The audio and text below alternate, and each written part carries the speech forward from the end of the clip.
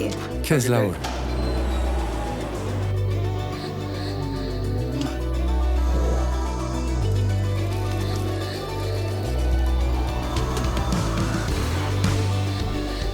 Մենք սկսում ենք մի նոր ճամփորդություն։ Այս ճամփորդության ընթացքում տարբեր պատմություններ ու տպավորիչ տեսակետներ լսելու միջոցով կայցելենք աշխարհի տարբեր մասեր։ Ալֆան հանդիպումների մի շարք է, որտեղ քննարկելու ենք կյանքի որոշ հիմնահարցեր։ Քննարկումը լինելու է ոչ թե միակողմանի դասախոսության, այլ զրույցի տեսքով։ Ամեն ոք կարող է հարցեր տալ եւ իր կարծիքն արտահայտել։ Անչափ հաճելի է այս ճամփորդությանը ձեզ հետ մեկնելը, բայց նախքան սկսելը ծանոթանանք։ Ես Ջեյսոնն եմ, նա Բենն է։ Բարի գալուստ, Ալֆա։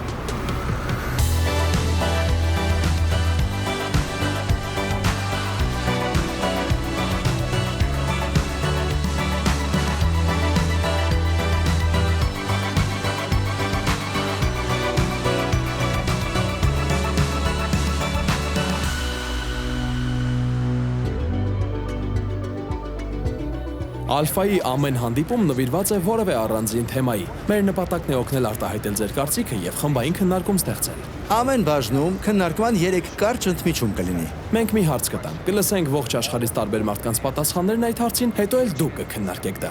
Մեր հարցերը մեկնարկային են։ Զրույցի ուղղությունը ինքներդ կարող եք որոշել։ Կան հարցեր, որոնց շուրջ պետք է մի քիչ մտածել, բայց կան հարցեր էլ, որոնք սարսափահատ են։ Օրինակ, Բեն, եթե 24 ժամ ունենայիր ուզածը տանելու համար, ինչ կանեիր։ Ես արդեն մի քանի միտք ունեմ։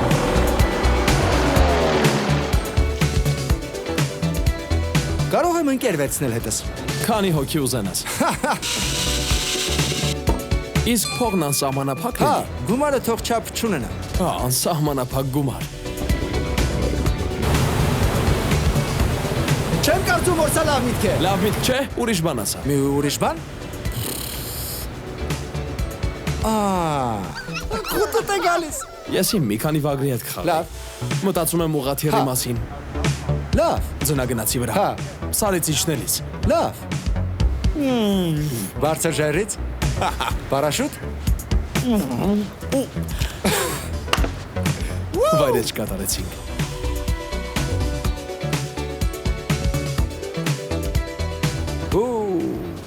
Շորեր կառնեի, հետո էլ կճամփորդեի։ Ճամփորդել։ Օթապարիկով թռիչ գագաթից։ Ընտանիքիս կհավաքեի, բոլոր ընկերներիս մի մեծ կղզի կառնեի։ Կղզի կամ մի ուրիշ բան կվարձեի։ Զբոսանավով կշրջեի մոտ ընկերներիս հետ, նաև սիրուն աղջիկների հետ, ինչու ոչ։ Առաջին հերթին պրոֆեսիոնալ PlayStation 5 կառնեի։ Կգնայի Դիսնեյ։ Թանգարաններով կգնայի, ասենք արվեստի։ Դե ես հագուստի դիզայներ եմ։ Դրա համար էլ երևի Կոպենհագենում շոու կանցկացնեի։ Հետո էլ մոդայի աշխարհում հայտնի որոշ դեմքերի հետ երեկույթի կգնայի։ Եթե մի ողջ օր ունենայինք Ուղղակի ու կուտեինք։ անսահմանափակ գումար, ուղղակի կուտեինք։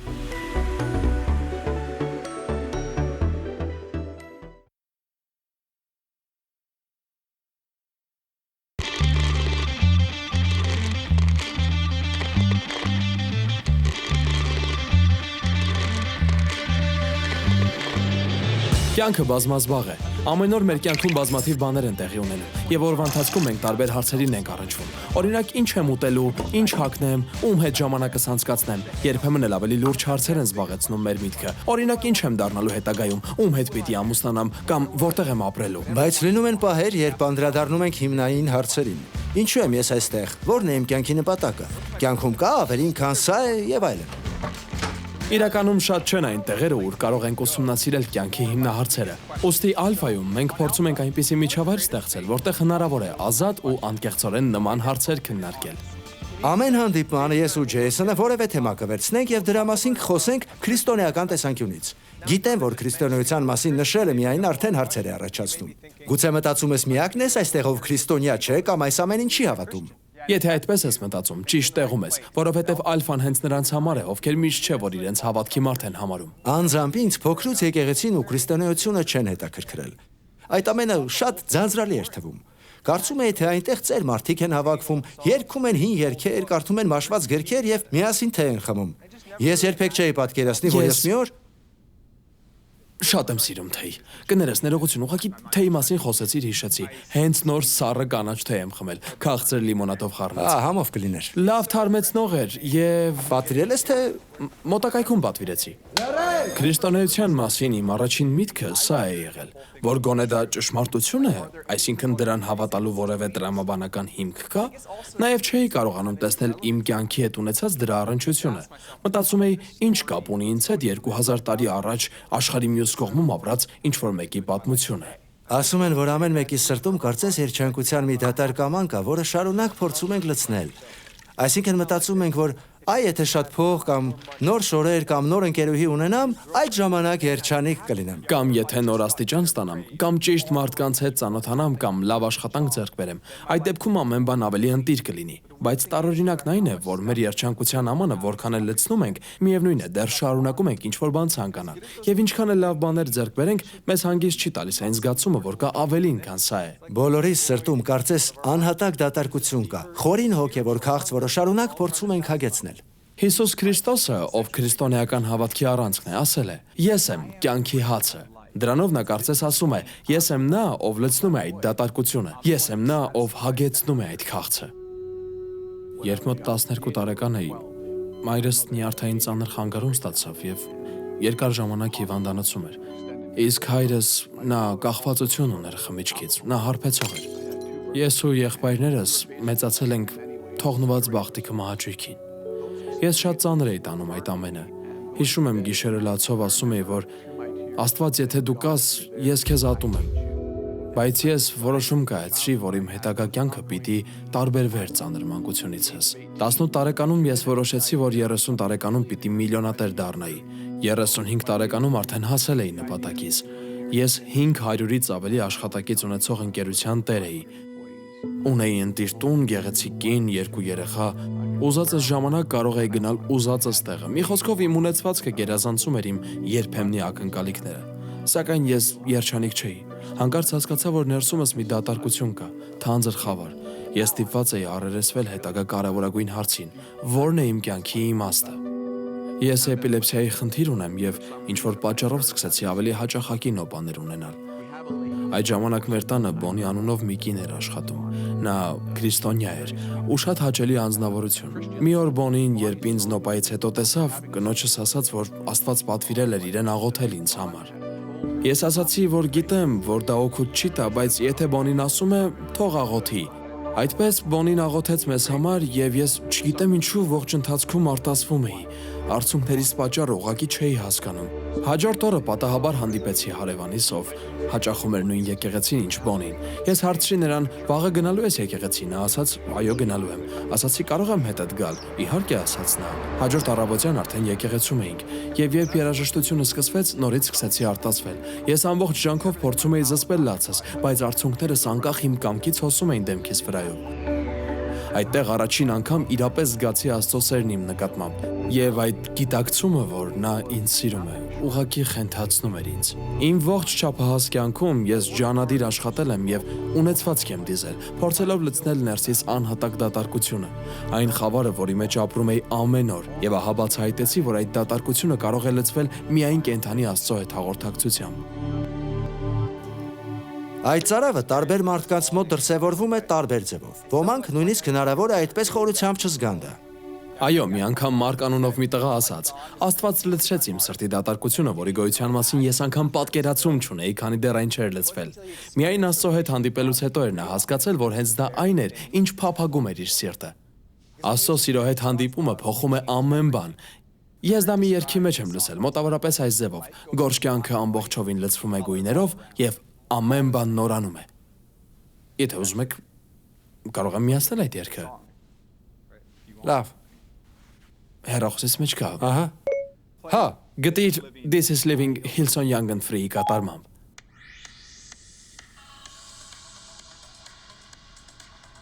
Կարող եք այստեղ միացնել, որ նրանք էլ լսեն։ Հա։ Հիմա կմիացնեմ։ Հրաշալի է։ Շատ լավ։ Waking up knowing there's a reason. Դա Անը տեսներ, որ մաման աֆրիկյան համով ուտելիքներ է սարքել։ Ես սիրում եմ ուտելիք։ Հիմնականում ուտելիքը։ Ինչի լադաս։ Ուտելը։ Մարիխուանան, ծխախոտը, կանայք, երաժշտությունը, ծխող կանայք։ Իմ կատուն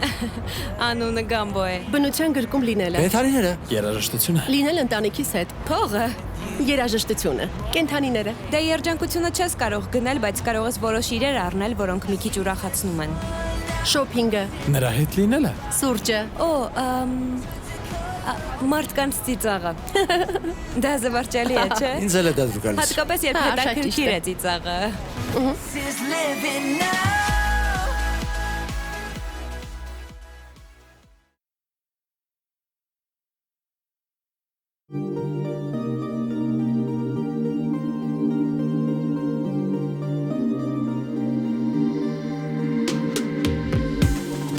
Քրիստոնեության հանդեպ ոմանց ունեցած վերաբերմունքը այսպիսին է. լավ է, որ դու հավատում ես, բայց դա ինձ համար չէ։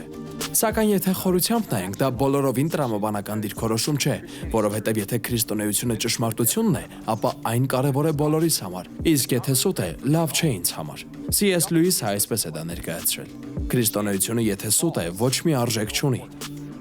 Իսկ եթե ճիշտ է, հավիտենական արժեք ունի։ Միակ վիճակը, որ այն չի կարող ունենալ, դա միջին կարևորությունն է։ C.S. Lewis-ը երկար ժամանակ է նվիրել քրիստոնեության ճշմարտությունը քննելուն եւ ի վերջո հավաստիացել է, որ դա է ճշմարտություն։ Բազմաթիվ ականավոր գիտնականներ քրիստոնյա են եղել, ինչպես Նյուտոնը, Կեպլերը, Գալիլեոն, Կոպերնիկոսը։ Քրիստոնյա են նաեւ մերօրյա շատ վաստակավոր մտավորականներ, ինչպես Ֆրանսիս Քոլինզը, ով մարդու գենոմի նախագծի տնօրենն է։ Նախագիծ, որում քարտեզավորված է մարդու ամբողջ ԴՆԹ-ն։ Իմ հայրական ընտանիքում հավատի մասին երբեք չի խոսվել։ Հայրս թատերագիտության դասախոս էր, մայրս թատերագիր։ Երբ ընդունվեցի քոլեջ, հանրակացարանում ուշ երեկոյան քննարկումներ էին լինում կրոնի վերաբերյալ, բայց ես հավատի համակարգը չէի արժևորում, քանի որ դրան բոլորովին ծանոթ չէի։ Իմ ենթադրությամբ կրոնական ապրումների հիմքը կամ զգացմունքային դաշտն էր, որին չէի վստահում, կամ էլ ընտանիքից ստացած կրոնական դաստիարակությունը, որն իմ կարծիքով բարեբախտաբար բաց էի թողել։ Ես բավականություն էի ստանում մարդու օրգանիզմի դրա տարերի ուսումնասիրությունից եւ հատկապես ինձ գրավում էր գենետիկայի հետ առնչությունը։ Բայց հետո բժշկական կրթության ծրագրով հայտնվեցի հիվանդների անկողնու մոտ, ինչն արդեն մոլեկուլների եւ օրգան համակարգերի տեսական ուսումնասիրություն չէր, դրանք իրական մարդիկ էին։ Մի անգամ կեսօրին իմ հիվանդներից մեկը մի հիանալի տարեց կին, որ սրտի ծանր հիվանդություն ուներ, իմ այդտեղ եղած ժամանակ կրծքավանդակում ցավի սուր ծակոցներ ունեցավ։ Երբ ցավը հանդարտվեց, նա ինձ ասաց, թե ինչպես էր իր հավատն օգնում իրեն նման իրավիճակում։ Նա հասկացել էր, որ բժիշկներն այդպես չէին կարող օգնել իրեն, ինչպես իր հավատը։ Եվ երբ վերջացրեց հավատի մասին իր ուրույն նկարագրությունը, նա շրջվեց դեպի ինձ, որ լուռ էի, եւ վճռական հայացքով հարցրեց. Իսկ դուք ինչի եք հավատում, բժիշկ։ Վերջապես պիտի ինքս ինձ խոստովանեի, որ նրա հարցի շնորհիվ այլևս չէի կարող խուսափել պատասխանելուց մարդկության կարևորագույն հիմնահարցին. արդյոք Աստված կա։ Եվ այդ հարցի առաջ կանգնած էի առանց փաստերին լրջորեն ծանոթ լինելու։ Եվ ես համարվում էի գիտնական։ Ոմանք ասում են, թե հավատքն ու գիտությունը հակադիր են իրար։ Բայց իրականում դրանք ներդաշնակ են գործում, որովհետև տարբեր հարցերի են պատասխանում։ Աշխարհի մասին նրանց դիտողությունները լրացնում են միմյանց։ Գիտությունը վեր է հանում տիեզերքի օրենքները եւ արարչության գործելակերպը։ Հավատքը պատասխանում է այնպիսի հարցերի, ինչպիսիք են ինչու մենք կանք, որն է կյանքի իմաստը եւ այլն։ Լավ, ես հենց նոր եմ թխել այս տորթը եւ ուզում եմ այն տալ Լենդրիին։ Եթե Լենդրին գիտնական լիներ եւ ուսումնասիրեր տորթը, շատ բան կկարողանար ասել դրա մասին։ Օրինակ, ինչից, ինչպես եւ անգամ երբ է պատրաստվել այն։ Սակայն նա չէր կարող հասկանալ ամենը, չէր կարող ասել, թե ով է սարքել այն եւ հատկապես ինչու։ Միայն պատրաստողը կարող է անել դա։ Ես կարող եմ հայտնել, որ ես եմ թխել տորթը եւ կարող եմ ասել, թե ինչու։ Ես այն սարքել եմ Լենդրիի համար, որովհետեւ նա սիրում է։ Շնորհակալ եմ, Ջեզի։ Նույնն է տիեզերքի պարագայում։ Միայն արարիչը կարող է հայտնել, թե ով եւ ինչու է արարել այս աշխարհը, եւ ալֆայում ուսումնասիրելու ենք այդ հարցերը։ Դե ինչ կհարցնեի Աստծուն։ Կան այլ մոլորակներ, որոնց վրա բանական կյանք կա։ Ոնց ես դա արել։ Ինչպես ամեն բան սկսվեց։ Ինչ է հավիտենությունը։ Այդ փորիկն ինչքան փայտ կարող է փորել։ Կատակում եմ։ Չգիտեմ։ Ինչու այսքան պատերազմներ կան։ Ով ես դու։ Երբևէ կհարստանամ։ Ինչպես է հնարավոր, որ մենք ազատ կամք ունենք, եւ դու էլ գիտես, որ դա կլինի։ Ինչի համար ես դու ոմանց այդքան դաժան կյանք տվել։ Որտեղ ես դու։ Երևի դա կհարցնեմ։ Որն է կյանքի իմաստը։ Կա ինչ-որ բան սրանից Ես էլ էի հետո, դա ուզում ասել։ այս կյանքից հետո կա ինչ-որ բան։ Դու միակն ես, թե այդտեղ քեզ նման էլի կան։ Ինչու են աստեղծել մոծակներին։ Ինչու։ Ինչու։ Իրոք, ինչու։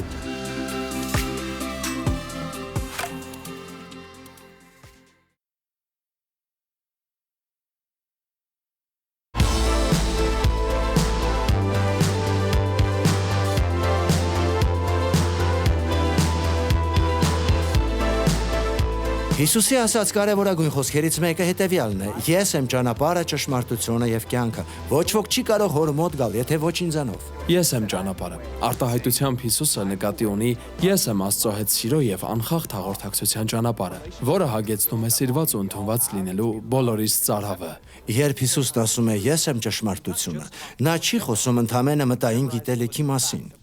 Նա նկատի ունի, որ ճշմարտությունը անձնավորված է։ Դու կարող ես անձամբ ճանաչել Աստծուն։ Իհարկե տարբերություն կա մեկի մասին իմանալու եւ նրան անձամբ ճանաչելու միջև։ Պատկերացնենք, թե ես Բենին անձամբ չգիտեմ ու սկսում եմ հետևել նրան սոցցանցերում։ Այդտեղ միանգամից կիմանամ, որ նա աչքի ընկնող հասակ ունի, արտակարգ պարող է եւ սպորտում աչքի չի ընկնում։ Դե նաև կպարզես, որ նա բարետես է, սիրում է իր տատիկին, լավ քեռի է ու կնքահայր։ Նաև Հա, ու եթե նույնիսկ ուշադիր կարդամ Բենի ամեն գրառումը, միևնույն է, դա ընդհանրապես մտային իմացություն է։ Խիստ տարբեր Բենի հետ 15 տարվա մտերիմ ընկերությունից։ Հիսուսի ասածը նշանակում է, որ հնարավոր է Աստծուն ճանաչել այնպես, ինչպես քո ընկերոջը։ Սա հասկանալ է իմ կյանքում փոխել է ամեն ինչ։ Նախկինում իմ կարծիքով քրիստոնեությունը իմ կյանքի հետ ոչ մի կապ չուներ,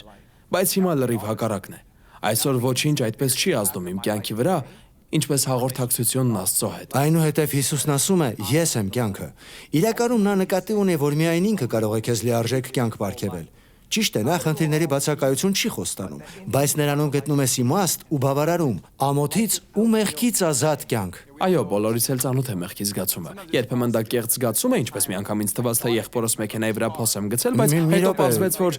իրոք փոս չես գցել մեքենայի վրա։ Չէ, մինչև ընդհատել այդ ուզում էի ասել, որ ինձ թվացել էր, թե փոս էի գցել, բայց հետո դե քանի որ խփել էի մեքենան ու հետո տեսել էի այդ փոսը,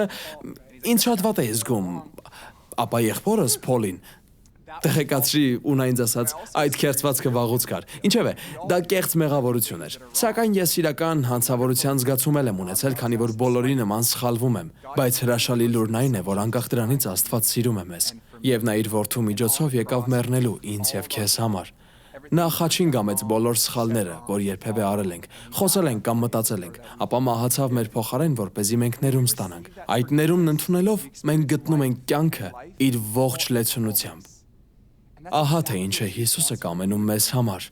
Լիարժեք կյանք, լավագույնը, վեր մեր պատկերացումներից։ Չգիտեմ, թե ինչն է քեզ բերել ալֆա, բայց իմացիր, որ ալֆայում կարող ես լինել ինչպիսին որ կաս։ Ոչ մի հարց չափից դուրս բարդ կամ պարզ չէ։ Կարող ես անկաշկանդ արտահայտել քո կարծիքը եւ հարցադրել ամեն ինչ։ Այժմ ալֆա անցկացվում է ամբողջ աշխարհում ավելի քան 60 լեզուներով, ավելի քան 150 երկրներում։ Միլիոնավոր մարդիկ հավաքվում են ընկերներով եւ ուսումնասիրում կյանքի, հավատքի, Աստծո մասին հիմնահարցերը։ Մենք էլ քեզ ենք հրավիրում։ Եթե 70 տարի ապրես, մոտավորապես այսպես ես անցկացնում կյանքդ։ 20 տարի 3 ամիս ծախսում ես քնի վրա։ 10 տարի 5 ամիս հեռուստացույց ես նայում։ 7 տարի 6 ամիս զբաղեցնում են ուտելն ու խմելը։ 5 տարի 9 ամիս անցկացնում ես տրանսպորտում։ 18 ամիս կանգնում ես հերթերում եւ 6 ամիս սպասում ես կարմիր լույսի տակ։ Ցավոք մեզանից ոմանք կարմիր լույսի տակ սպասելուն ավելի շատ ժամանակ են նվիրում, քան կյանքի ու հավատքի հիմնահարցերի մասին զրույցին։ Քեզ մոտավորապես 570,000 ժամ է մնացել ապրելու։ Հորդորում ենք, որ դրանցից 24 ժամը անցկացնես ալֆայում, մեզ հետ։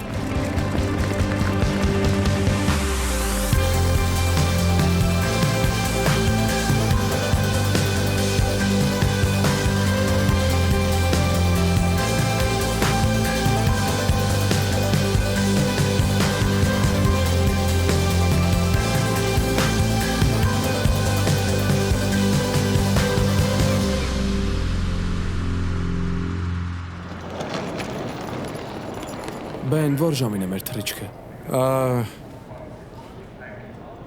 6-ին։ Դեռ 5 ժամ կա։ 5 ժամ մենք ինչ ենք անելու։